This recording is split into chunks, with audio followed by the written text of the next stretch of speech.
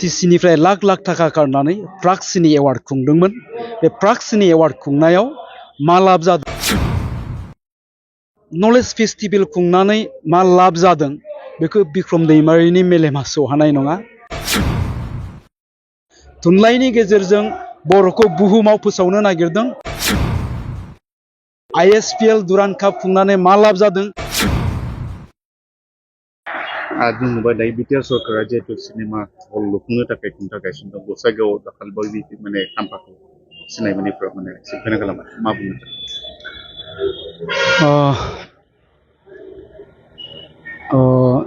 बर' थुनलाइ आफाद, दुलाराय बर' फरायसा आफाद बायदिनो दिनैनि दिनावहाय दुलाराय बर' हारिमु आफाद आरो बर' सावथुन महरगिरि आफाद बेबो मोनसे बर'फोरनि माहारियारि आफाद, ससियेल अर्गानाइजेसन जाबोबाय।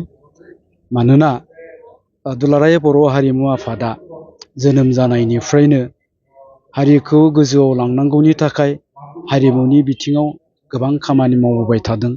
बेबायदिनो जोंनि बड' सिने आर्टिस्ट एस'सिएसनाबो एबा बर' सावथुन महरगिरि आफादाबो जोंनि हारिमुखौ फोसावनांगौनि थाखाय, फोजौनांगौनि थाखाय जोनोमनिफ्रायनो गोबां खामानि मावबोबाय थादों। दा जोंनि हारिमुखौ जोङो गुबुन गुबुन सुबुंफोरजों एबा गुबुन गुबुन जायगायाव गुवारै फोसावनो गोनांब्ला थारैनो जोङो जोंनि हारिमुखौ गोजौ फारसे लांनांगोन। आरो गोजौ फारसे लांनो गोनांबा सिनेमायाबो दिनैनि दिनाव मोनसे गोनांथार मोनसे बिजों। मानोना जेब्ला जोंनि सावथुनखौ, बर'फोरनि सावथुनखौ जेब्ला भारताव थानाय गुबुन गुबुन रायजोनि मानसिफ्राबो नायगोन, बा गाबोन जों जेरै थाइलेण्डनि सिनेमाखौ जेरै जों नायो, बेबायदिनो गाबोन जोंनि बर'फोरनि सावथुनखौ थाइलेण्डनि मानसिया नायोब्ला, म्यानमारनि मानसिया नायोब्ला, बांलादेशनि मानसिया नायोब्लासो जोंनि बर'फोरनि जि हारिमु बियो फोसावजागोन आरो जोंनि बर'फोरनि सिनायथिखौ जों होनो हागोन। दा ओंखायनो जोङो गुबुन गुबुनफोरजोंबो अनसायजानो गोनांब्ला जोंनि सावथुननि जिथु मानदान्दा, बे मानदान्दाखौ जों गोजौ फारसे लांनांगोन। बा जोङो हाइ कुवालिटिनि माखासे सावथुनफोरखौ जोङो दिहुननो हानांगोन। आरो बेबायदि जानांगौब्लाथाय जोंनो सिनेमा हलनि गोनांथि। बे गोनांथिखौ मोनदांनानै बड' सिने आर्टिस्ट एस'सिएसना दिनैनिफ्राय 12-15 बोसोर सिगांनिफ्रायनो जोंनि बिटिआर सरकारजों गले गले रायलायबोबाय थानाय जादों। दा जोंनि रायलायबोबाय थानाय आरो जितु मेम'रेन्डाम होनाय बायदियैनो 2022 मायथाइयाव दानि बिटिआरनि CM मानगोनां बिथां प्रमद बर' सारआ जोंनो खोथा होदों। जों बुंनाय बायदि जे जोंनि बर' सावथुन मुलुगखौ बा बर' सावथुनखौ जोङो गोजौ थाखोसिम लांनो गोनांब्ला जोंनो सिनेमा हलनि गोनांथि दङ। आरो जोंनि सावथुनफोरखौ गुबुनाबो जुदि गनायनो गोनांब्ला जोङो माखासे डिसिप्लिन मेनटेन खालामनो गोनां दं, हाइ कुवालिटिनि सावथुन खालामनो गोनां दं। आरो बेफोरखौ जोङो सुफुंनो गोनांबा जोंनो सिनेमा हलनि गोनांथि दङ। बे खोथाखौ बुंनाय लेखायै बिथाङा जोंनो खोथा होदों। दा गिबि खेबनि थाखाय मोनद' जायगायाव जोंनो सिनेमा हलखौ बानायनानै होगोन होननानै रादाय होनाय बायदियै आथिखालाव रौता, बागानपारा, सिमला, रुनिकाटा, सेरफांगुरि, गसाइगाव बे सिनेमा हल लुफुंनाय खामानिखौ दायो लाहार फाहार खालामबाय। बेबायदिनो दाखालि जितु गसाइगावआव साननैसो उनावहाय लुफुंनांगौनि जि अन्थाइ खाम्फा, बे अन्थाइ खाम्फाखौ गायसननांगौनि थाखाय अन्थाइ खाम्फाखौ दाखालि लुफुंनानै दोन्दोंमोन होननानै आं मिथिदों। नाथाय लुनायनि मोनायावनो सोरबा दुथाङा बे अन्थाइ खाम्फाखौ बुख्रुबनानै गालांदों होननानै मिथिदों। बे जोंनि थाखाय दुखुनांथाव आरो लाजिनांथाव। बिथांमोना जाहैबाय जोंनि समाजनि आरो जाथिनि साफा साफा सुथुर। बे मोनसे एन्टि ससियेल, साफा साफा बिथांमोना एन्टि ससियेल। ना बिथांमोना ना जातिजों खोथा दं, ना समाजजों खोथा दं, ना बबेबा मोनसे पार्टिजों खोथा दं। बिथांमोना जाबाय मोनसे थाखोनि एन्टि ससियेल, समाज बेरेखा।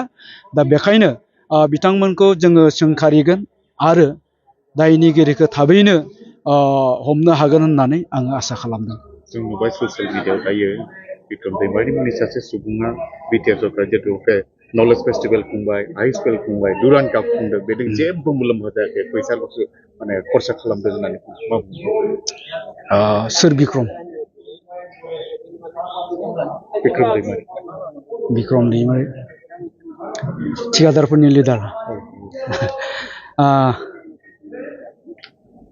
Duran Cup ISPL Literature Festival Knowledge Festival खुंनानै मा लाब जादों मा लाब जायाखै बिनि सोंथिखौ सोंनायनि सिगां बिथाङा सोंथिखौ सोंग्रोथों आरो मोनसेबाव मोनसे समावहाय बिटिसिनि लांगोनायाव प्राग सिनि एवार्ड बिटिसिनिफ्राय लाख लाख थाखा गारनानै प्राग सिनि एवार्ड खुंदोंमोन बे प्राग सिनि एवार्ड खुंनायाव मा लाब जादों बे सोंथिखौ बिथाङा सोंग्रोथों दुखुनांथाव बाथ्राया नैबेसो जेब्लानोखि बिटिसिनि लांगोनायाव बिटिसिनिफ्राय लाख लाख थाखा होनानै प्राग सिनि एवार्डखौ खुंदोंमोन बे समाव जोंबो अल बड' आर्टिस्ट एस'सिएशना बड' सिनि एवार्ड होनांगौनि थाखाय मेम'रेन्डाम होदोंमोन आरो डिपार्टमेन्टेल इएमजों गले गले रायलायदोंमोन थेवबाबो जोंनि रायलायनाय आरो जोंनि बिख'नायखौ नेवसिनानै बे समावनो बिटिसिनिफ्राय लाख लाख थाखा गारनानै प्राग सिनि एवार्डखौ खुंदोंमोन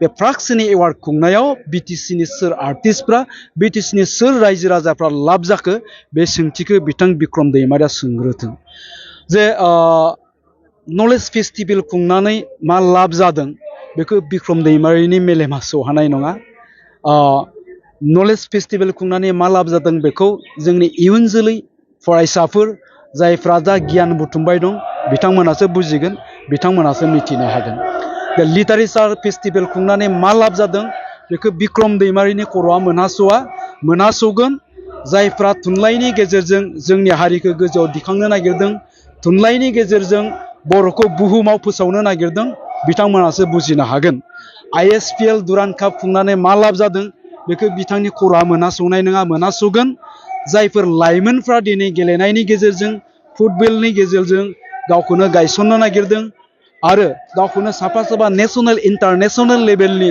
राफोद फुटबल गेलेगिरि जानो थाखाय जायफ्रा प्लेटफर्म नागिरदों जायफ्रा बेबायदि प्लेटफर्म लाबोनांगौनि थाखाय सरकारखौ खावलायबाय दं बिथांमोननि खर'आसो मोनहास'गोन बिथांनि खर'आ बेखौ मोनहास'नाय नङा दा जियानो जा आं बेखौनो बुंदोङो गुबुनखौ सोंथि खालामनायनि सिगां बिथाङा नैबे फिननायखौ होग्रोथों जे दैजिं फेस्टिभेल खुंनानै मा लाब जादों प्राग सिनि एवार्ड खुंनानै मा लाब जादों